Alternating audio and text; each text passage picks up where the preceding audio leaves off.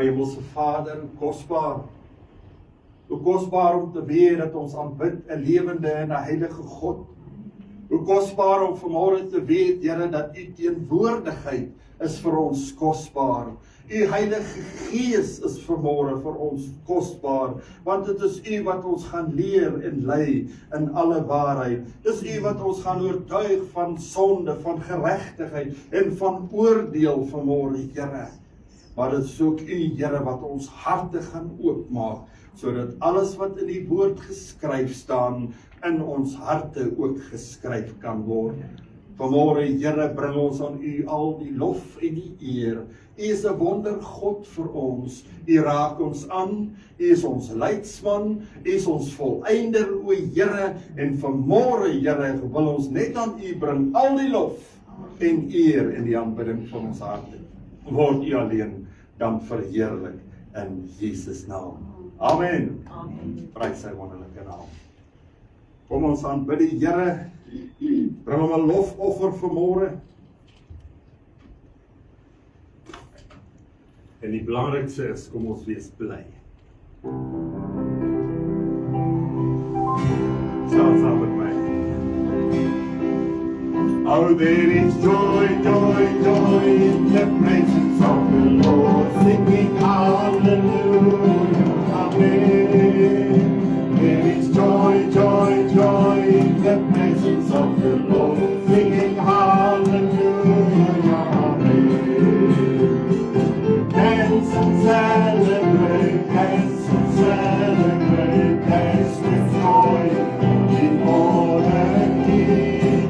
Dance and celebrate, dance and celebrate, dance with joy before the King.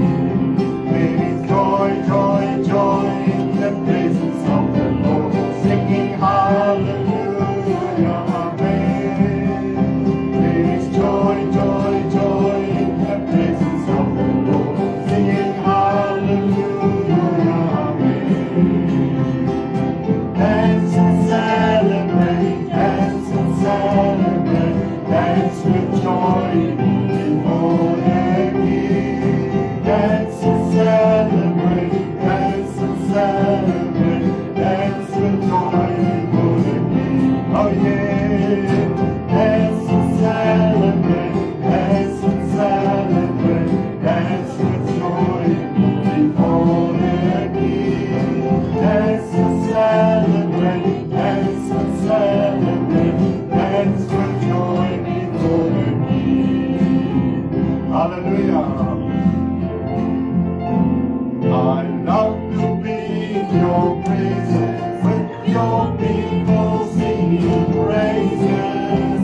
I love to stand and rejoice, lift my hands and raise my voice. I love to be in your presence, with your people singing praises. I love to stand and rejoice, lift my hands and raise my voice. You set my feet a dancing, you fill my heart with song. You give me reason to rejoice. Rejoice. I love to feel your anointing. Yes, I love to sing your song. I love to pray to Spirit, to the Father and to Son. You set my feet a dancing, you fill my heart with song. You give me reason to rejoice.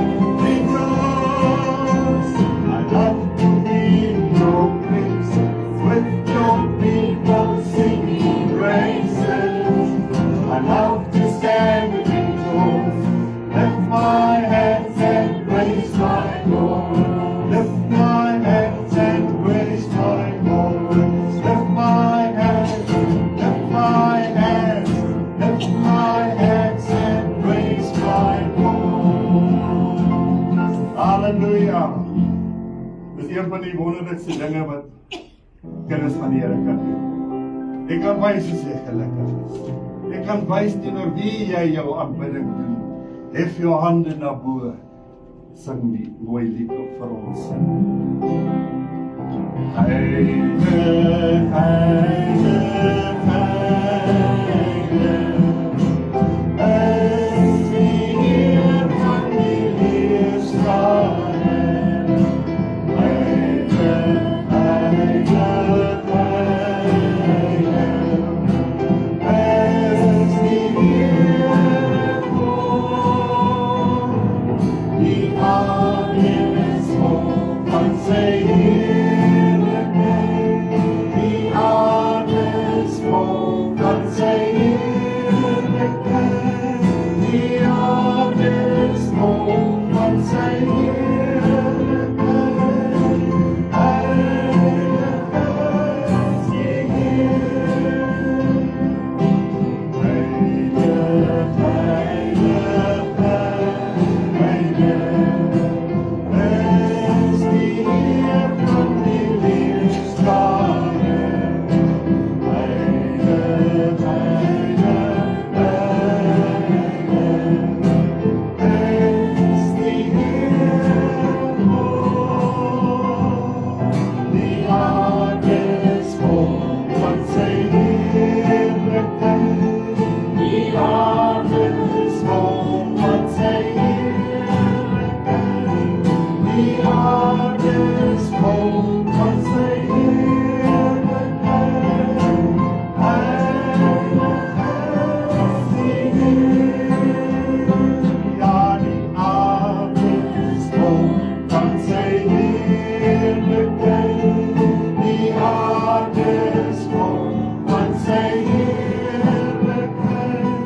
Die aarde is vol van sy heerlijkheid. Heilig is die Heer. Heilig is die Heer. Oh, halleluja, Here. Heilig is U, die woord verklaar, die aarde is vol van U heerlikheid. Ons kan vanmôre net sê, Here, die aarde is vol van U teenwoordigheid. U het ons gevul met U teenwoordigheid. Ons is gevul met U Gees, o Here. Ons is volgemaak, Here, met alles wat belangrik is, sodat ons U naam kan groot maak, Here.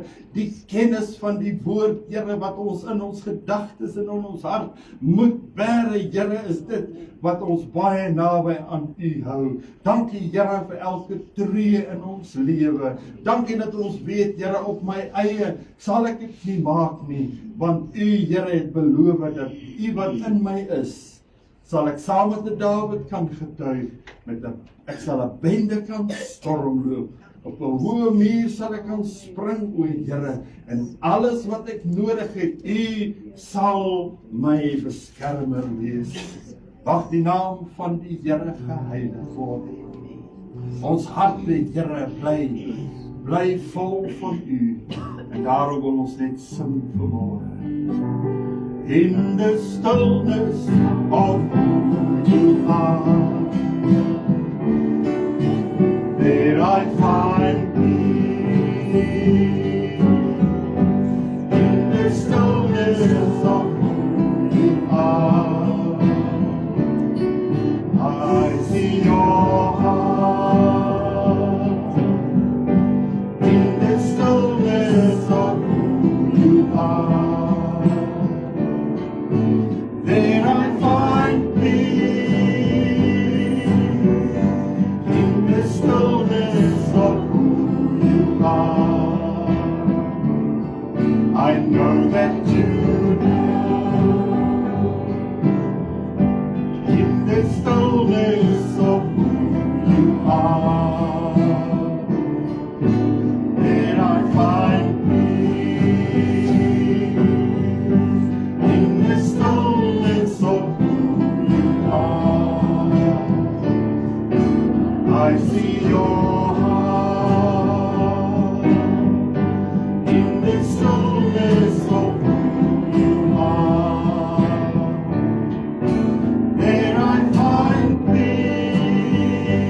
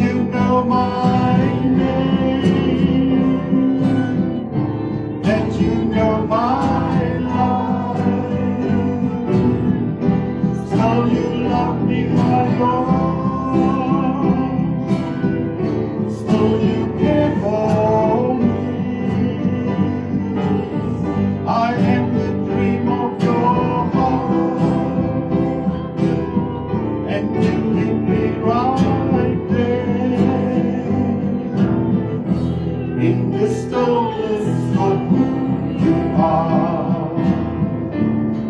I know that you know, in the stillness of who you are. I know that you know, I know that you know. Oh, Ubuntu, hallelujah, Lord,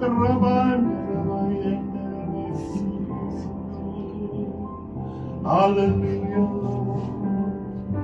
Here vanmôre deur die Gees kan ons ervaar dat U weet wie ek is.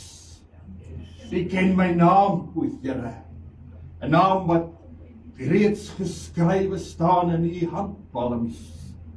U ken my lewe, o Here, en vanmôre wil ek U eer deur om U daarvoor te aanbid, aan U al die lof en die eer te gee, maar Here ook vanmôre toe te laat dat U dieper in ons lewe mag kyk, ook U in te nooi om te sê, Vader, daar waar daar nog nie aandag aan gegee is nie, ek gee oor vir U, o Here. Mag U naam verheerlik word, mag U naam geheilig word, Here, in deur my lewe. Wil ek vanmôre bid, alles in Jesus naam. Amen. Amen. Kom ons bid ons.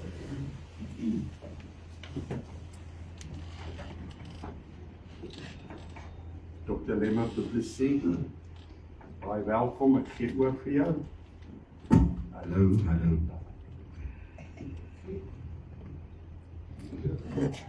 Dankie sir. Thank you.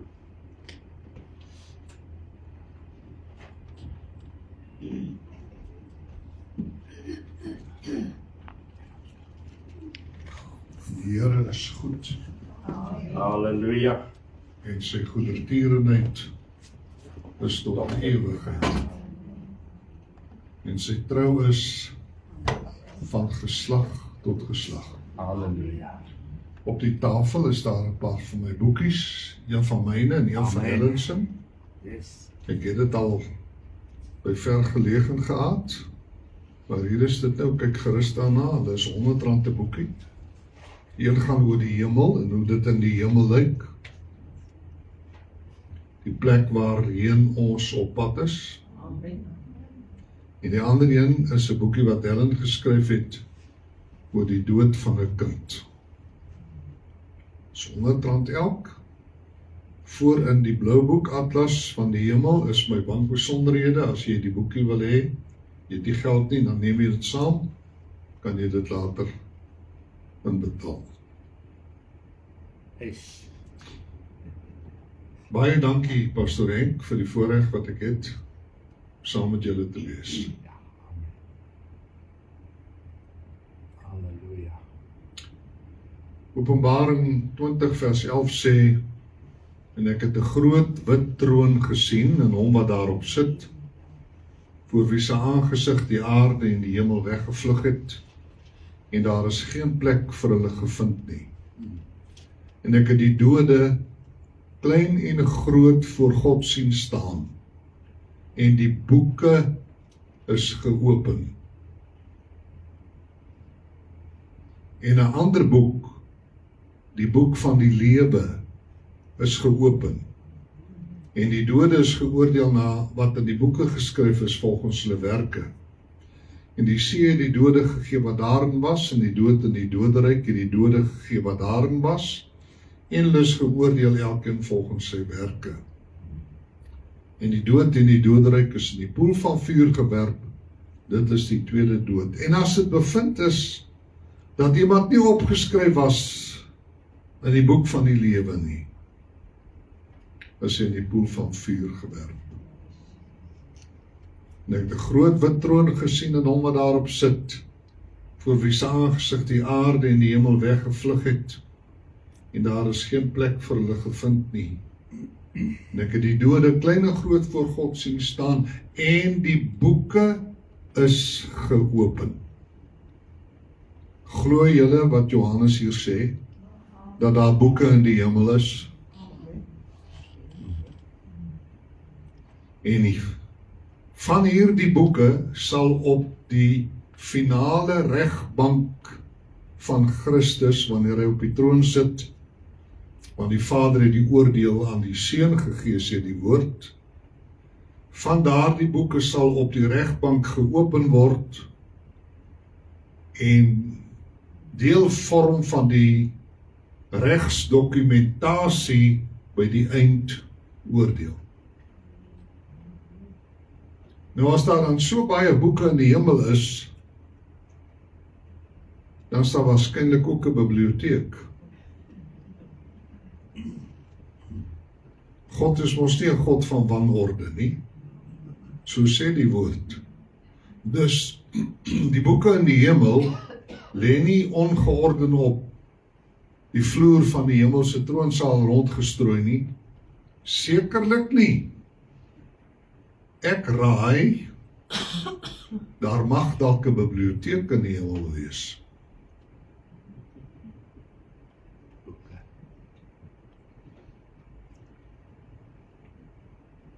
En as ek nou eenmaal daar aankom, dan wil ek graag na al die verskillende boeke gaan kyk wat in die hemel gehou word.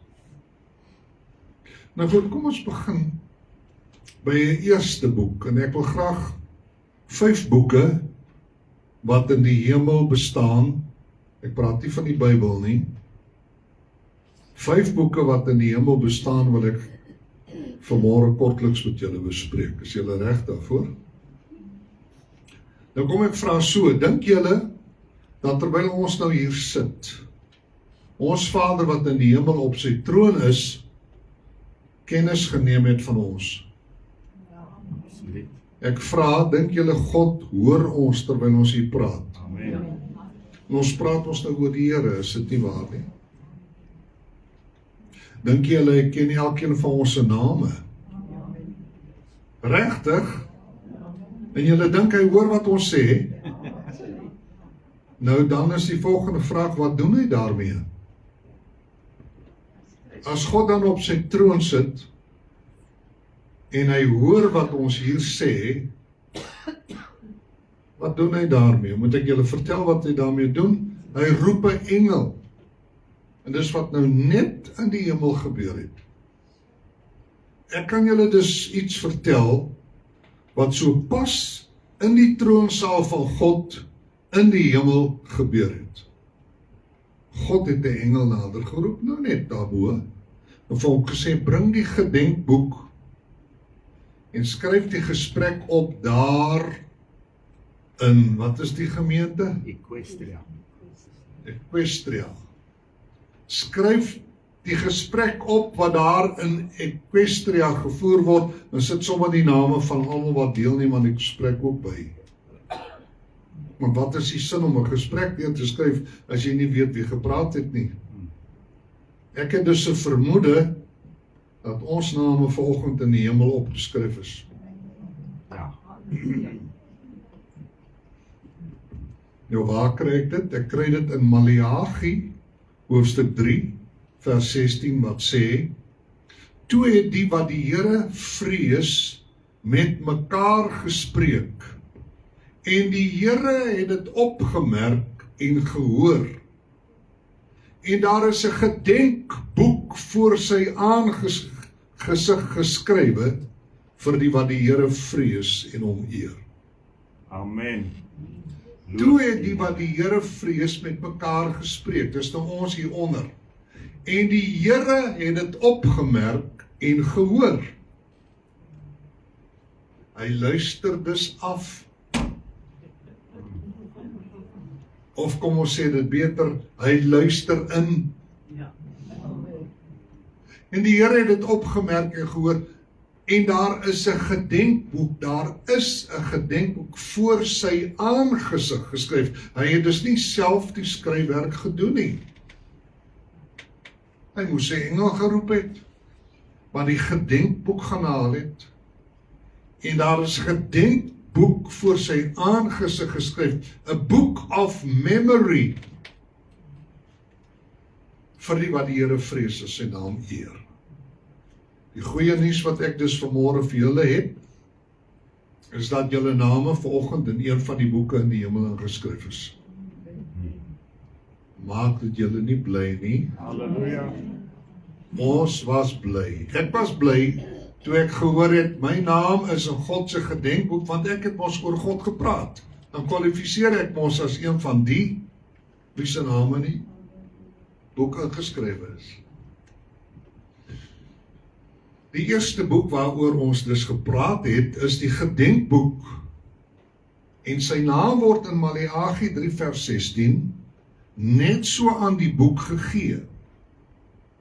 Trouwens, 3 van die 5 boeke waaroor ons vanmôre gesels, word deur die Bybel benaam. 2 van hulle word nie benaam nie, en toe het ek sommer self aan hulle name gegee. Vir dit wat ek te sê het. Maar die naam gedenkboek, jy kan maar in jou Bybel gaan kyk in die 1953 vertaling, dit staan net so daar geskrywe. Toe het die wat die Here vrees met mekaar gespreek, en die Here het dit opgemerk en gehoor, en daar is 'n gedenkboek voor sy aangesig geskrywe, vir die wat die Here vrees en sy naam eer. Kan ons vir die Here dankie sê vir die gedenkboek? Dis 'n goeie boek daardie. En wanneer ek nou daar aankom, sal ek graag in die hemelse biblioteek wil gaan soek vir God se gedenkboek. Want ek is so nuuskierig, ek wil kyk hoeveel keer staan my naam in die gedenkboek geskryf. Want ek kan julle verseker, na al die jare wat ek besig is om vir die Here te werk, het ek baie oor die Here gepraat. En as elke keer wanneer ek, want dis wat die teks daar sê, ek oor die Here praat, my naam daar opgeskrywe is, dan staan my naam baie keer in die gedenkboek. En julle name ook. Tweede boek. Die boek het nie 'n naam in die Bybel nie, maar ek noem dit die boek van bereiding of voorbereiding. Eerstens is die gedenkboek, kan julle dit saam met my sê, die gedenk, ek kan julle nie hoor nie, die gedenkboek. Die tweede een noem ek die boek van voorbereiding. Praat saam met my, die boek van voorbereiding. Dit is 'n boek in die hemel, en dit is 'n baie interessante boek, want dit is 'n boek wat oor die Here Jesus praat. Voordat die Here Jesus na hierdie wêreld toe gekom het, julle weet, hy het in die hemel geleef voordat hy 'n mens geword het, nee. Julle weet, in die begin was die woord, en die woord was by God, en die woord was God. En die woord het vlees geword. Dus Jesus het in die hemel by die Vader gelewe voordat hy uit Maria gebore is. Hy sê dit in sy gebed in Johannes 17. En nou Vader, verheerlik my by u self met die heerlikheid wat ek by u gehad het voordat die wêreld was. En voor Jesus na hierdie wêreld gekom het, by sy eerste koms, is daar in 'n boek in die hemel opgeskrywe hoe sy liggaam sou wees, en opgeskrywe wat hy alles hier op die aarde sou kom doen, deur die wil van God uit te voer. Sy samestelling, sy wese, sowel as sy werke, is in die hemel in 'n boek opgeskryf. Die boek van voorbereiding noem ek dit, voordat hy na die wêreld toe gekom het. God doen niks lukraak nie. God doen nie iets sonder dat hy dit beplan het nie. En die koms van Jesus na hierdie wêreld toe was beplan voor die grondlegging van die wêreld.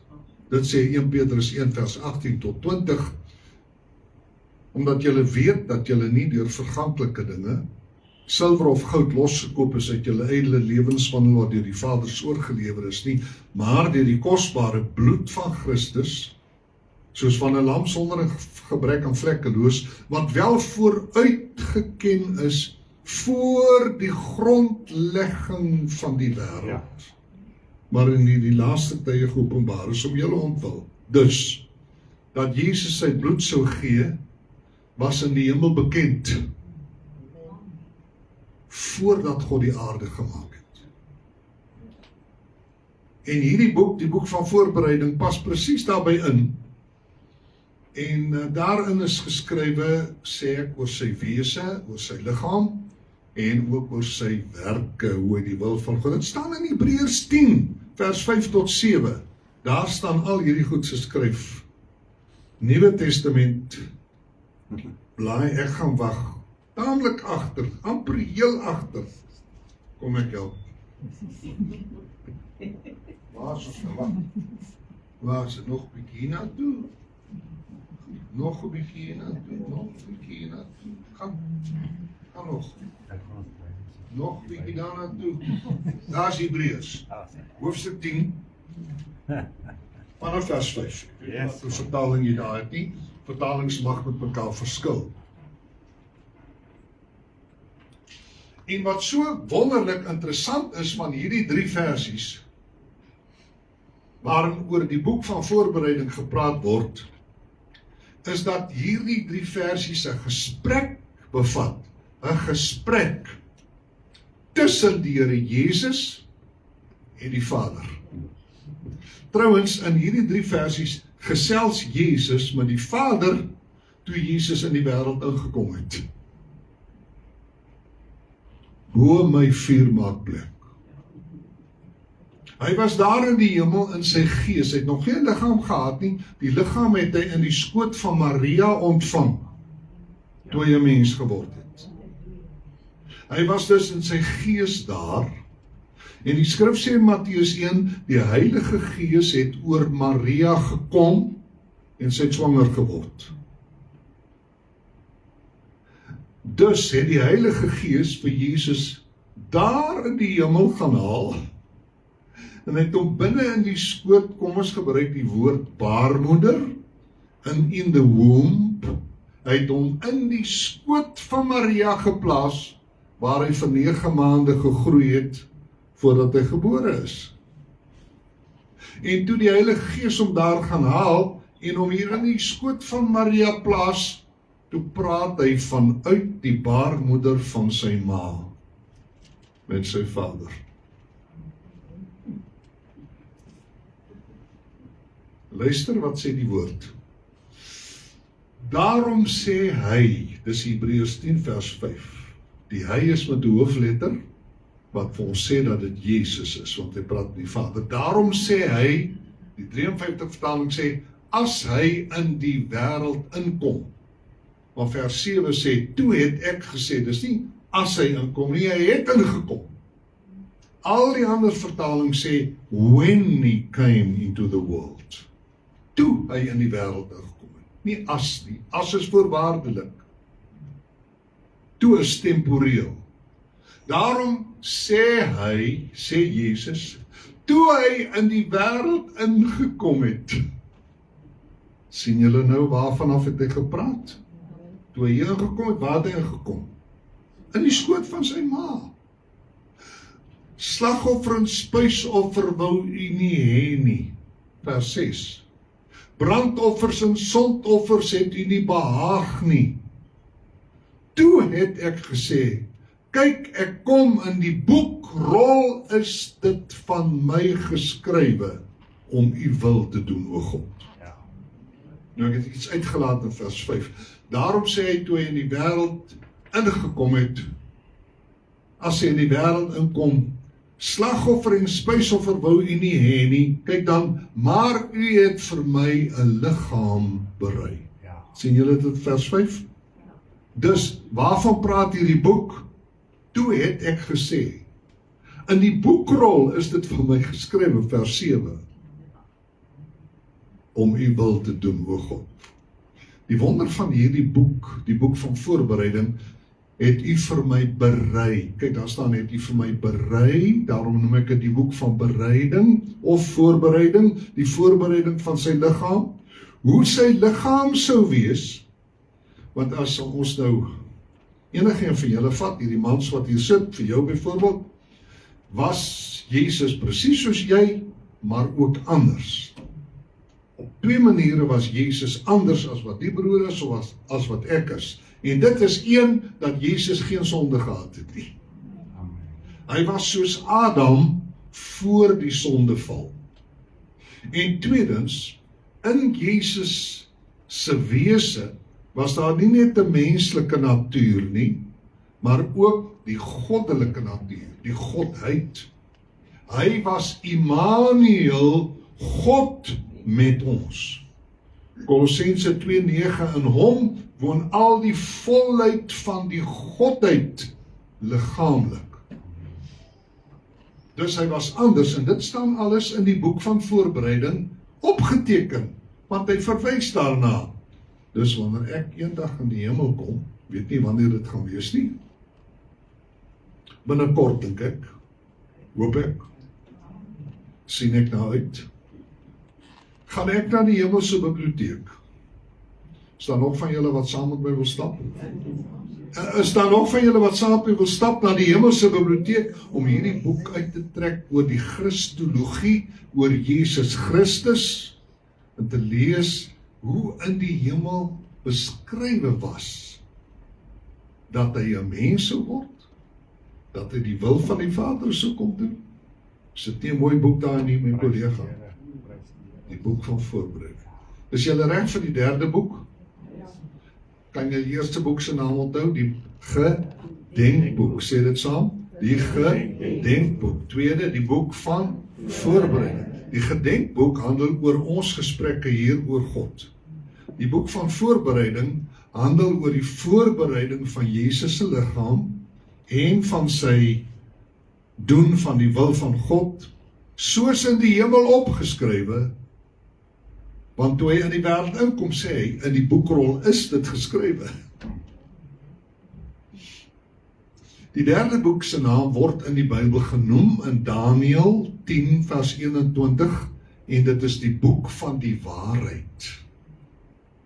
Dit is 'n baie interessante boek, want dit is 'n boek wat oor die verre toekoms handel, met name die toekoms van die volk van Israel. Kyk, Daniël was mos 'n Israeliet, julle weet. En hy was in ballingskap. En daar het hy gesigte gesien wat God hom gewys het ensovoorts. En op 'n keer in Daniël hoofstuk 10 het hy gebid. Hy wou sekere dinge hoor by God. En toe stuur God 'n engel om vir hom die antwoord te bring oor die toekoms van die volk van Israel. Maar die engel het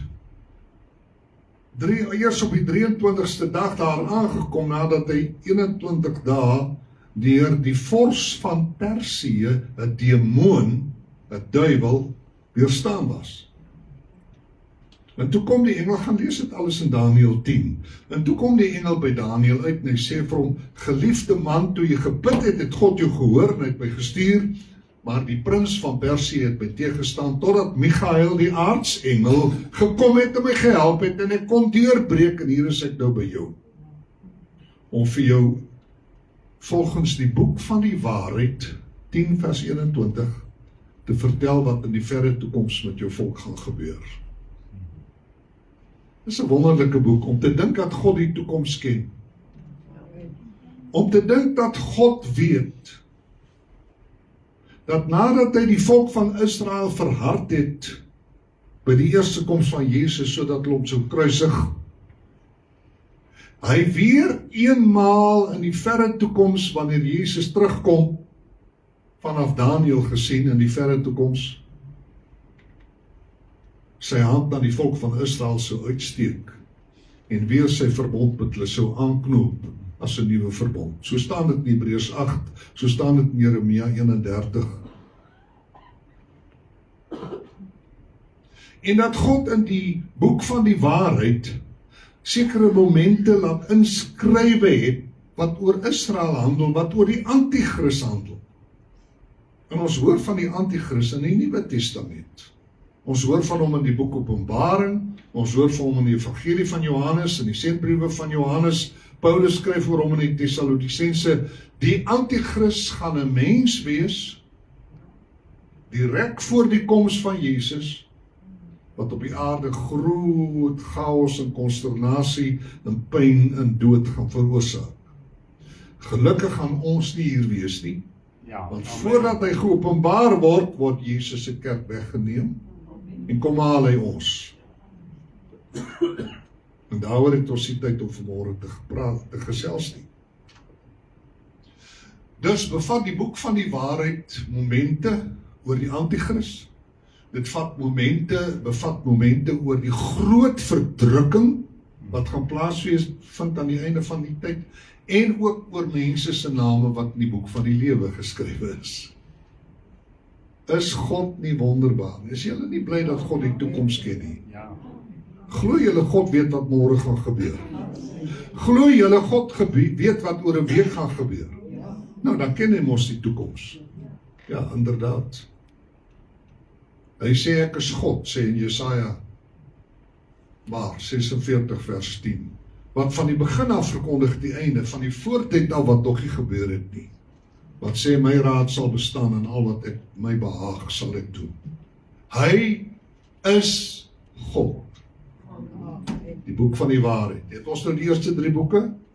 Die gedenkboek wat oor ons gesprekke handel. 2, die boek van voorbereiding wat oor Jesus se koms na die aarde handel. 3, die boek van die waarheid wat oor die volk van Israel se toekomstige verbintenis met God spreek. 4, die 4de boek se naam kom ook nie in die Bybel voor nie, maar ons gee hom sommer 'n naam uit die teks uit. Ons noem dit die boek van bepaling. Die boek van bepaling. So 'n baie interessante boek. Dis ook 'n boek waarin elkeen van ons se name opgeskryf staan. Want jy is immers gebore, is jy nie? Ek sê die kraai het jou mos nie daaraan gebring nie, of wat was dit, die ooievaar? Nee, ons is gebore. En voordat jy gebore was, toe jy in die skoot van jou moeder was, het God meegewerk en meegedoen aan jou voorgeboortelike ontwikkeling.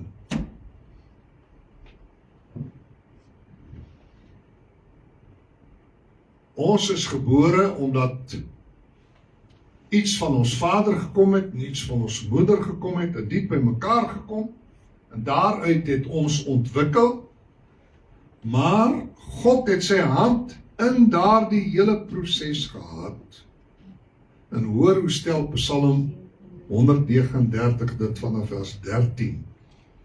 U het my niere gevorm, my in my moeder se skoot geweef.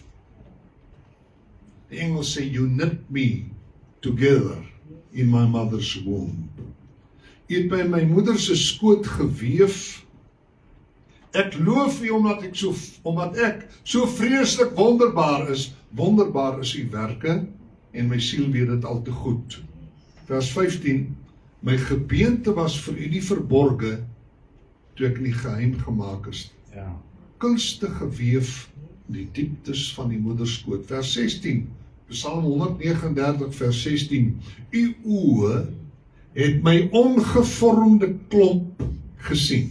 Dus toe die fetus in sy beginstadium was, waar hy nog nie armpies en beentjies so kon onderskei nie, en dit amper soos 'n ou stukkie plasma sou gelyk het daar teen die wand van die baarmoeder, dan sê hy, u oë het my ongevormde klomp gesien, en in u boek is hulle almal opgeskrywe. Amen.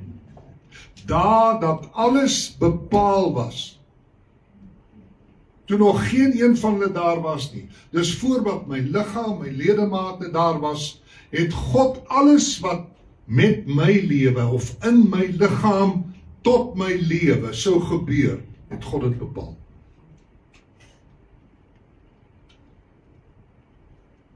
Ek neem die standpunt dat God aan ons almal besonderse vermoëns en elkeen van ons besonderse gawes gegee het voor ons geboorte. En dat jy gebore word en ontwikkel en groot word as 'n kind, en dan sekere vaardighede in jou lewe ontdek en sekere gawes ontdek en sekere passies ontdek. En van wie af kom dit dan?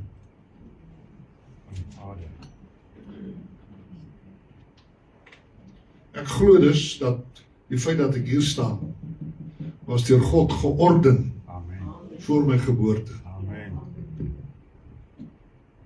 Nou hoe is dit dat daar in die maatskappy waarin ons lewe mediese dokters kan wees, onderwysers kan wees, plaasboere kan wees, mynwerkers kan wees, waar kom hierdie variasie in ons maatskappy vandaan anders as van God af, wat die variante in die maatskappy geskep het tot ons almal se voordeel? Hoe sleg sou dit gewees het as almal mediese dokters was? Wie sou hulle gesond gemaak het? Hoe sleg sou dit wees as almal boere was? Vir wie sou hulle geproduseer het? Hoe sleg sou dit gewees het as almal predikante was? Vir wie sou hulle gepreek het? Ek bedoel, almal is nie predikante nie. Miskien sou ons gebid het, ag Here, maak dat elkeen van ons hier 'n predikant kan word. As ons probleme sien, God werk nie. God het die maatskappy op 'n ander manier georden, dat ons mekaar kan dien en bedien. As ek 'n brood nodig het, kan ek na 'n kafee toe gaan en 'n brood gaan koop. Dis God wat dit gewerk het. Dink na. Dink na oor die variasie in die maatskappy, in die ekonomie, en hoe God mense interafhanklik van mekaar maak, omdat hy 'n wonderlike, ingewikkelde, komplekse maatskappy daar gestel het, waarin elkeen van ons 'n plek kan vind. Dis selde dat jy iemand hoor wat sê, ek wens ek was nie 'n mens nie. Ja. Het jy al iemand wat gehoor wat gesê het, ek wens ek was 'n boom? Of 'n klip? Nee, want die orde lê in die menslike maatskappy. Mense wat na God se beeld geskape is. En dan wanneer hulle tot bekering kom, word hulle opnuut in die beeldnis van Christus verander deur die Heilige Gees, van krag tot krag. Yes, halleluja. Ek dink die boek van bepaling, want hy sê daar dat alles bepaal was toe nog geen een van hulle daar was nie. 'n baie besonderse boek moet wees. Wanneer ek nou eendag in die hemel aankom, dan gaan ek na die hemelse biblioteek. Dan gaan ek die boek van bepaling uitneem, om te lees wat God oor my geskryf het.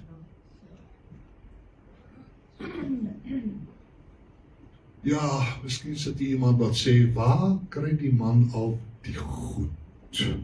Weet julle dat die Here Jesus met Nikodemus gesels het in Johannes 3? Oor die wedergeboorte onder meer, en daarna sê Jesus vir hom vers 12, as ek julle van die aardse dinge vertel en julle nie glo nie, hoe sal julle glo as ek julle van die hemelse vertel? En Paulus sê, soos geskrywe is 1 Korinte 2:9, want die oog nie gesien en die oor nie gehoor en in die hart van 'n mens nie opgekom het nie, wat God berei het vir die wat hom liefhet. Daar lê wonderlike, verstommende openbaringe en dinge vir ons voor in die toekoms. Yes. Julle is geseënde mense, omdat julle 'n toekoms het. 5de boek. Kom ons begin die 5de boek. Die naam ken ons, die boek van die lewe. Ons het hom gehoor daar op die regbank van God. En 'n ander boek, die boek van die lewe is geopen. Het julle nou die 5 boeke? Die eerste is die ek hoor nie, die gedenkboek. Die tweede is die boek van voorbereiding. Die derde is die boek van die waarheid. Vierde is die boek van bepaling. En vyftens die boek van die lewe. Die gedenkboek, die boek van die waarheid en die boek van die lewe se name staan net so in die Bybel geskryf. Ek wil julle iets vertel wat ek glo. Ek wil julle iets vertel wat ek glo. Ek glo dat die liewe God iedere mens op hierdie aarde 'n besoek doen om hom aan hulle bekend te stel. Ek wil dit weer sê, ek glo God lê besoek by mense af. Ja. Op een of ander manier. Waardeur hy homself aan mense voorstel. Sodat mense nooit in die ewigheid 'n verskoning sal kan hê en sê, ons het nie geweet nie. Ons het u nooit ontmoet nie.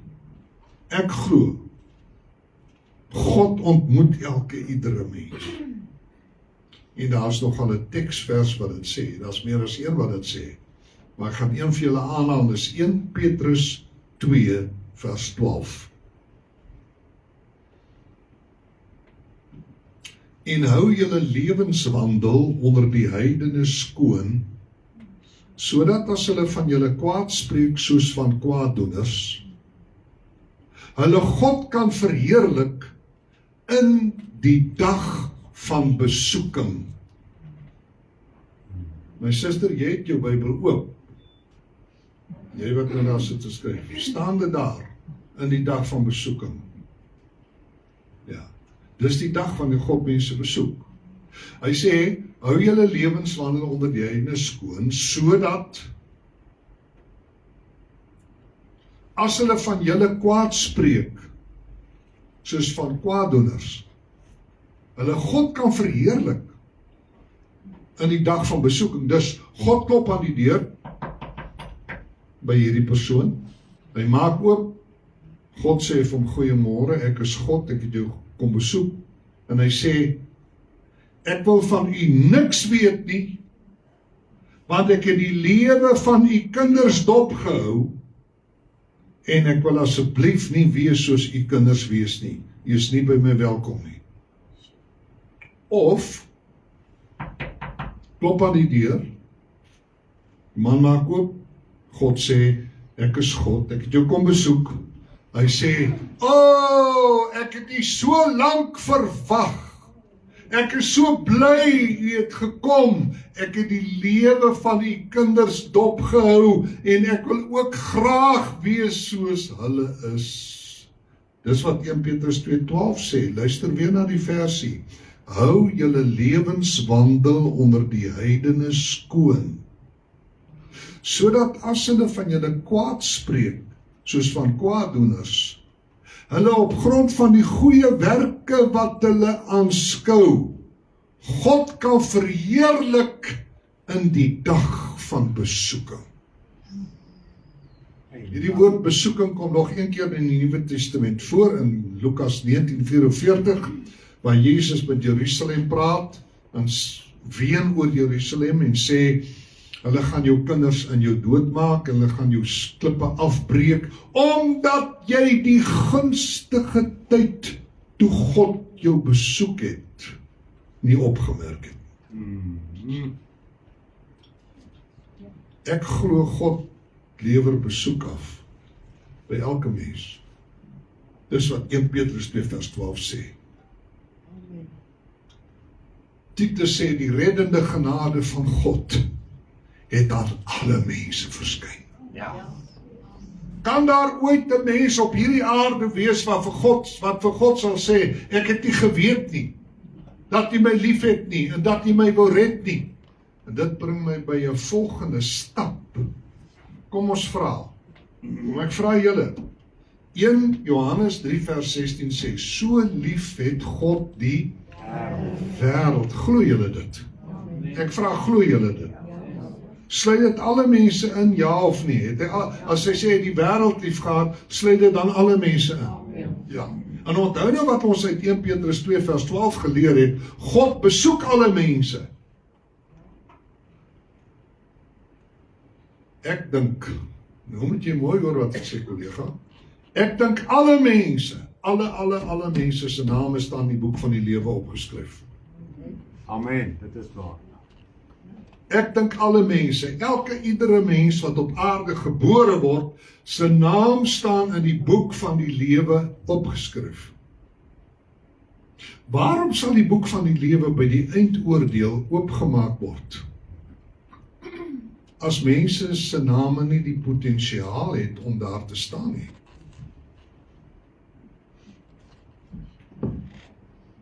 Hoekom sal God die boek van die lewe daar hê, as geen sondaar se naam ooit in daai boek gestaan het nie? Nou kom ons gaan 'n bietjie verder met ons nadenke oor hierdie wonderlike saak. Die boek van die lewe word deur 6 mense in die Bybel bespreek. Mense sal dit nie dink nie, nee. In die Ou Testament is daar 3 persone wat oor die boek van die lewe praat, in die Nuwe Testament 3. In die Ou Testament Moses, Dawid, Daniël. In die Nuwe Testament Jesus, Paulus en Johannes. Kom ons hoor wat sê Jesus in Lukas 10:20. Hy sê, moenie bly wees dat die geeste aan julle onderworpe is nie, maar wees liewer bly dat julle name in die hemele geskrywe staan. Dawid sê in Psalm 69 vers 29 iets baie interessants op grond van my betoog wat ek nou gelewer het. Hy sê, laat u vyande, ek gebruik nie die woord vyand in die versie nie, maar in die konteks, laat u vyande uitgedelg word uit die boek van die lewe en nie saam met die regverdiges opgeskrywe word nie. Daar staan die teks, laat hulle name uitgedelg word uit die boek van die lewe. Wat kan met name gebeur? Uitgevee word. Name kan uit die boek van die lewe uitgevee word.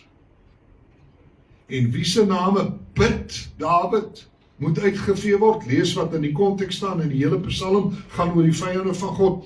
Laat God se vyande se name uitgedelg word en hulle nie saam met die regverdiges opgeskryf word nie. Dus staan hulle name in die boek. Maar dit kan uitgevee word.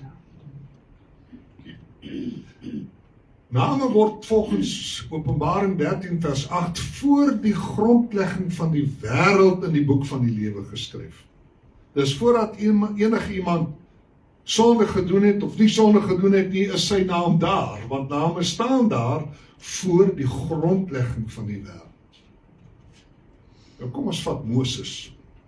Wat sê Moses? Hy sê in Eksodus 32 sê hy hierdie wonderlike saak oor die boek van die lewe. Maar die verhaal is baie belangrik.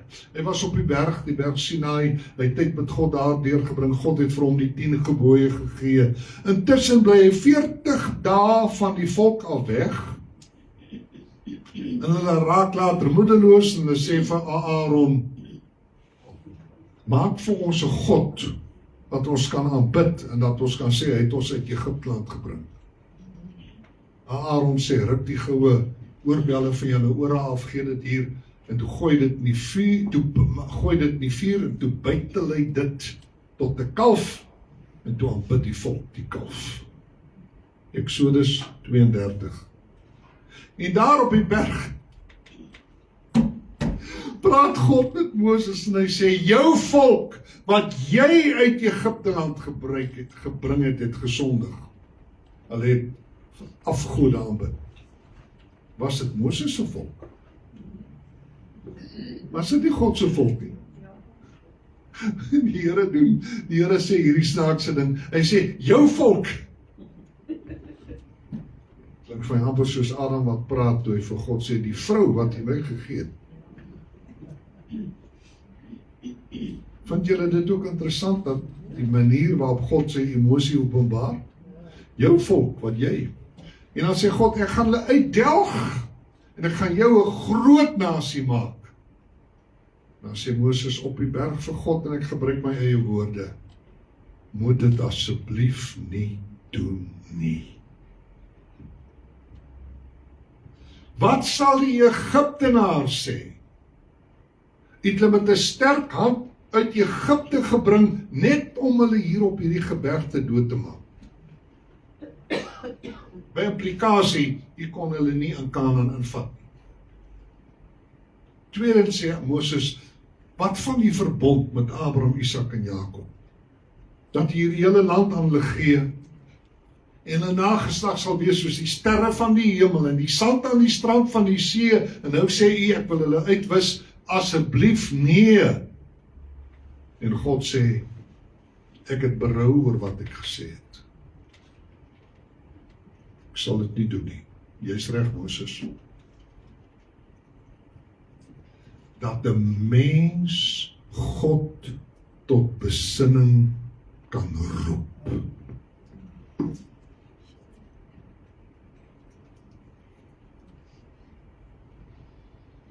Kom hy af en hy slaan die tafels van die wet, die kliptafels slaan hy stukkend. Hy sê vir Aaron toe hy onderkom, wat het jy nou gedoen?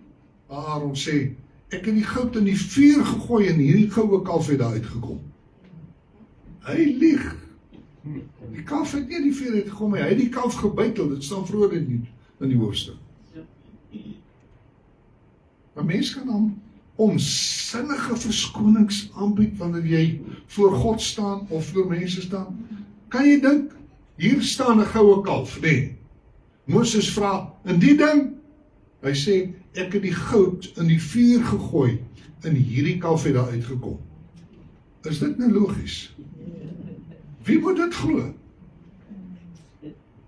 Watter soort verskonings kan mense voor God aanbied vir die lawwighede waarmee hulle besig hou? Toe maal Moses die ding fyn, hy gooi dit in die water, hy forceer die volk om dit te drink.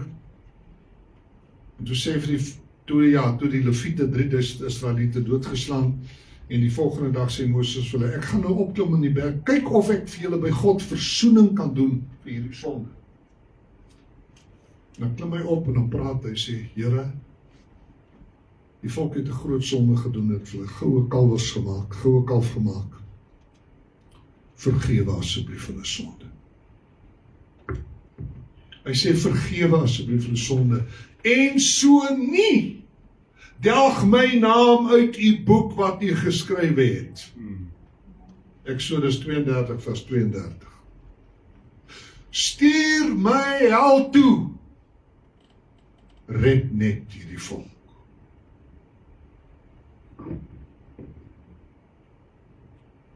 Ek weet van nog 'n man wat bereid was om hel toe te gaan vir ander mense se sondes, en dit is Paulus.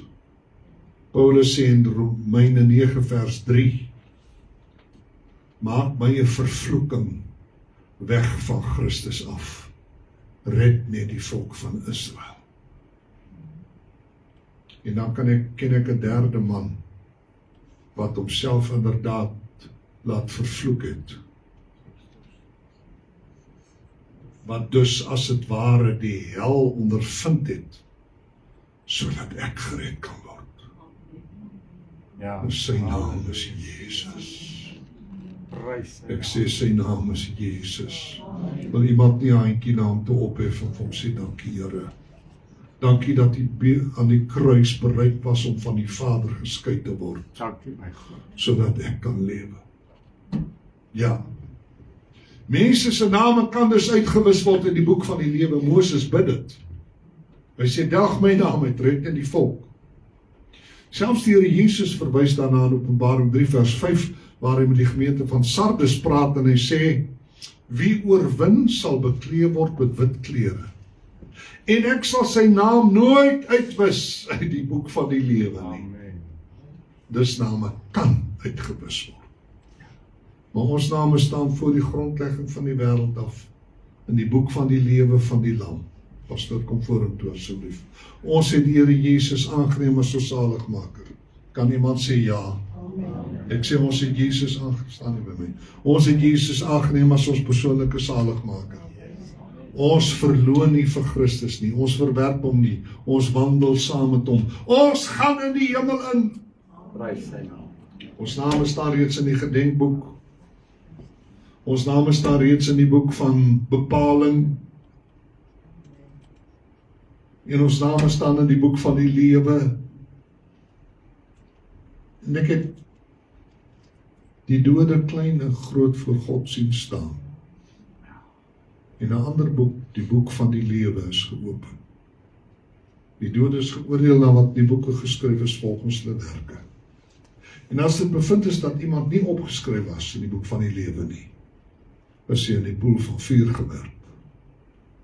Maar God dank, Jesus sê, moenie bly wees dat die duiwels die gees aan julle onderworpe is, maar wees liewer bly dat julle name opgeskryf is in die boek van die lewe. Paulus sê in Filippense 4, daarom my geliefde broeders, na wie ek ook verlang met blydskap en kroon, staan so vas in die Here, geliefdes. Ek vermaan Euodia en ek vermaan Sintiche om eensgesind te wees in die Here, en ek vra jou ook opregte metgesel, Filippense 4 vers 3, wees hierdie vroue behulpsaam, wat saam met gestryd in die evangelie, ook saam met Clemens en my ander mede-arbeiders, wie se name in die boek van die lewe is.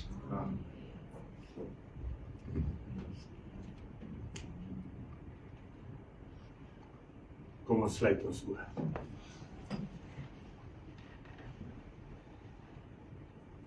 Ek dink by hierdie geleentheid lê die bal in elkeen van ons hande. Ons staan elkeen op die weegskaal van God. En is ek en u wat self kan besluit, is my naam. Is my naam regtig nog in die boek van die lewe? Here, maar ek het my hart vir u gegee. Maar vanmôre vra die Here, het jy my naam onderhou? Vanmôre vra die woord van die Here vir ons, het jy my regtig aangeneem as jou persoonlike verlosser en saligmaker en gedink dit is genoeg. Ek is nou op die rocking chair, ek is nou op pad hemel toe. En al wat Vader vir ons vra vandag is, kom ons maak seker. Kom ons maak seker, want hy het beloof, hy gaan by ons besoek, kom aflê. En as hy by ons kom besoek aflê, laat dit dan ons gesogte woorde wees. Here, ek het u lank verwag. Mag die Here in jou hart dan vanmôre spreek. Mag die Heilige Gees jou oortuig van sonde, van geregtigheid en van oordeel. Mag ons vanmôre 'n ware skuif maak en 'n besluit maak dat Jesus koning van my lewe is. Vader, ek bid vanmôre, en terwyl ek my hande so uitsteek, seën ek elkeen. Ek bid, Here, dat u kosbare salwing van genade oor elkeen sal wees. My gebed, Here, dat ons hierdie kosbare vrymoedigheid sal neem om alles met u te deel, met die sekerheid, met die wete dat u reeds alles weet. Dankie vir u woord dan vandag.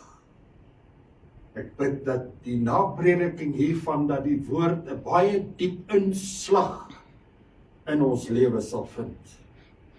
Dat ons dit sal bedink en oordink dag en nag. Bid ek vanmôre in Jesus naam. Dankie vir die prediker. Dankie dat ons weet ook dat hy die seën van die Here reeds het wat op hom rus. Ons bid dit in Jesus naam en die volk van die Here sê amen. Daai sy wonderlik. Halleluja. Goeie woord.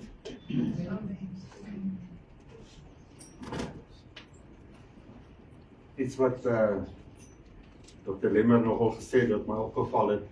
Hy sê hy het wel geskryf oor die hemel, maar hy was nog nie daar nie. Hy skryf dit omdat hy dit gelees het in die woord. Nee, is dit nie wonderlik nie? So die woord is baie diep, die woord is baie ryk. So elke keer as ek hier voor staan, dan probeer ek ietsie van die woord met julle deel. So daai deel is om seker te maak dat ons die voetspore van die Here op aarde wel sal raak sien. Wonderlik. Ons gaan afsluit, koffie en tee, en 'n baie gelukkige man staan hier voor julle. Want daar is melktert beskikbaar. Ja. Ek sal met julle deel. Maar terwyl ons dan gaan afsluit, mag die Here julle seën, behoed en bewaar. Ons sien mekaar weer Dinsdag by ons vergelegen. En dan op die einde van die dag gaan ek u nooi om die tiendes en die offergawe te bring vir die werk van die Here, soos die Here dit op jou hart lê, hè? Die Here sê ek vra net 10%. Net 'n tiende uit jou hart uit. So kom ons vertrou die Here dat hy met daai tiende met jou 'n goeie lewe sal bepaal. En dan gaan ons afsluit met 'n laaste lied voordat ons dan uit mekaar gaan. Dr. Biden het ons gebless. So vanaand gaan ons lekker rondloop weer, ek en die dokter. En ons het 'n plek gesoek. So ons gaan weer terug Pretoria Noord toe. En as julle meer oor die doop wil weet, kom saam. Hoeveel mense kan ons in ons kar laai? Vra nog om my indra. Staan saam met my.